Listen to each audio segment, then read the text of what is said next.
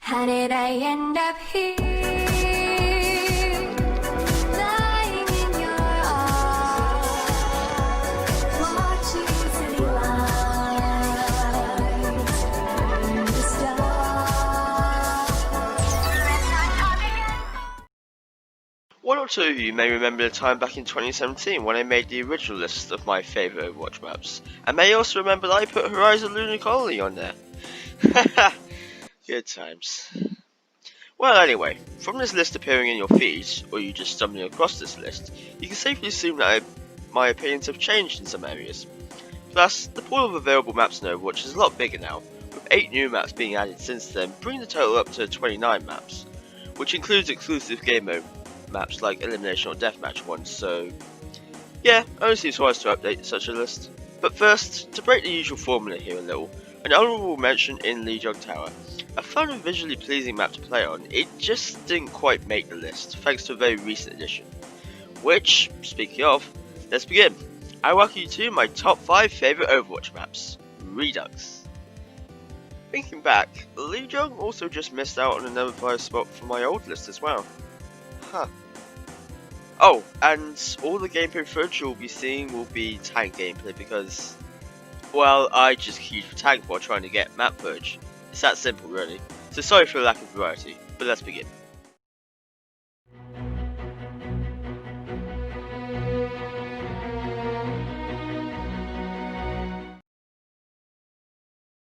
Kanazaka is the most recent map to be added into Overwatch, releasing onto live servers on the 12th of January this year, and is exclusive to the Deathmatch game mode. As a side note, remember that one time Jeff Kaplan said that the Deathmatch game mode type would never be a thing in Overwatch? Well, I think that was something that was said anyway, but who knows, I could be hallucinating, wouldn't surprise me honestly. But anyway, Kanazaka is quite the appreciated addition. Beforehand, the only maps we had for Deathmatch that, were designed with it in mind were Chateau Gaillard and Petra. I did not pronounce that right, did I? 2 maps that I don't personally think much of, but only because I don't generally play Deathmatch.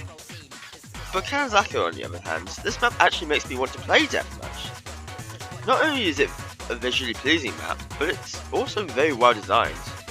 As I said a few moments ago, it's been designed with the Deathmatch game mode type in mind, so it has plenty of space to account for the max number of players, being 8, but still having condensed areas for combat. Truth be told, at the time of writing the script, it's only been a few days since Kanazaka released onto live servers, so maybe my opinions here are merely recency bias, but I do generally think Kanazaka is a good map.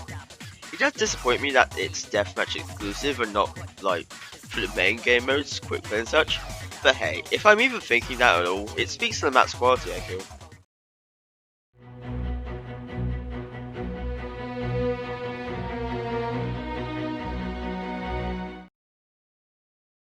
Hollywood's the first map on this list to return from last, spoilers, I suppose, and what I said about the map last time still holds up to this day, and with it being a hybrid map, of course, it's one of my favourites. For some context, if you know anything about me or have seen my past Overwatch stuff, you probably know that the hybrid game type is my favourite out of all of them. And to catch you up to speed real quick, a hybrid map requires the attacking team to take control of a point from the defending team, and then when that's done, they have to escort a payload to a set destination. The reason specifically for why this game type is my favourite is because of how intense things can get. For example, you can have 10 seconds left on the clock, and have 2 of the 3 segments taken for the point, and all it could take is for one strong push for things to turn around, allowing for the game to continue on, should you succeed on taking the point. Plus, the payload getting closer to the destination and, by extension, closer to the defending team's spawn creates all sorts of urgency. It's so fun. That aside, Hollywood is always just a fun map to play on for me, and that's really about it for all I can say regarding it.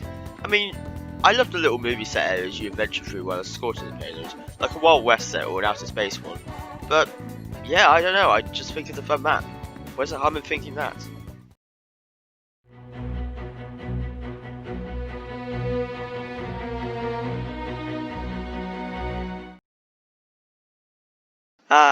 Home turf. So, call it biased or not, Kingsrow being a map based in London obviously means I like it, right? Well, that's correct, but that isn't the only reason. Well, reasons, I mean. Kingsrow is the second hybrid map to appear on this list, and won't be the last, And it's also just a really well designed map, having all sorts of narrow corridor-like areas and plenty of high spots as well as a number of branching hallways, making for some interesting flanking positions. But generally, most players fight in the main pathway, at least from what I've observed anyway. As a warning, this list may be repetitive in wording for when I'm trying to describe the map's design, so I'm really sorry about that in advance. I'm not exactly a pro player who knows all the inner workings and lingo of the map design, you know. Oh, and also, the winter reskin of King's Row for the Winter Wonderland event is just so pretty and festive feeling. Just thought I'd mention that. Coincidentally, the next map on this list also has a winter reskin.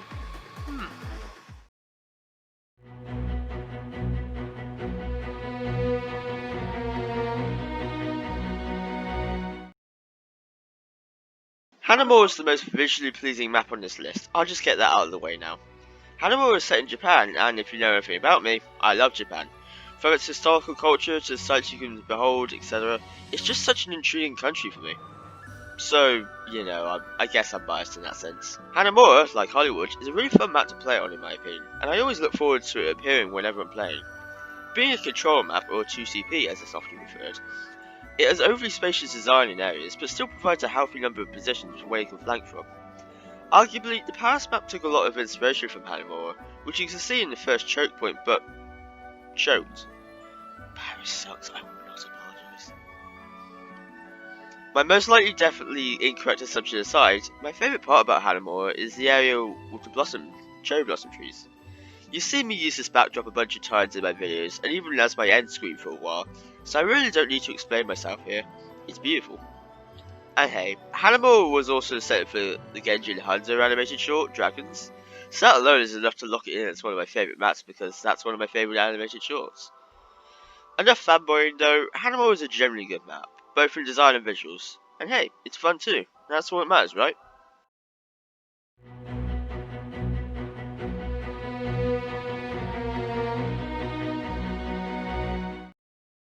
Yep, even almost 4 years on from that original list, Eichenwald is still my favourite Overwatch map. And, surprise surprise, it's a hybrid map. Bet you didn't see that one coming. All jokes aside, I've always loved Eichenwald, ever since its release in fact. I know this may be a slightly controversial take, Eichenwald is, to this day, the only outright great map addition to Overwatch that's had since its release. Don't get me wrong, I like additions such as Havana and, of course, Kanazaka early on in the list, but no new map since then has really come close to comparing in my opinion. High praise I'm aware, but stay with me here. Eichenwald is reminiscent of a bygone era, the medieval times.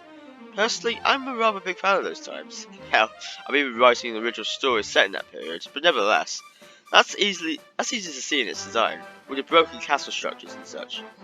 And, you know, the big castle towards the end that serves as the final payload destination, of course. Speaking of which, I love the look of this map. It's probably one of the most underrated in terms of visuals, I feel. It's just so cool looking, I can't help it. Sorry, gotta stop fanboying again. But anyway, much like Hollywood and Hanamura, I also think Eichenwald is super fun to play, and, admittedly, I always get disappointed when my team can't take the point to start advancing the payload, or just have too easy of a hold against the attackers, because that means I don't get to play the entire map or enough of it, because, well, it's just such a good map that it sucks to only play a bit of it, you know?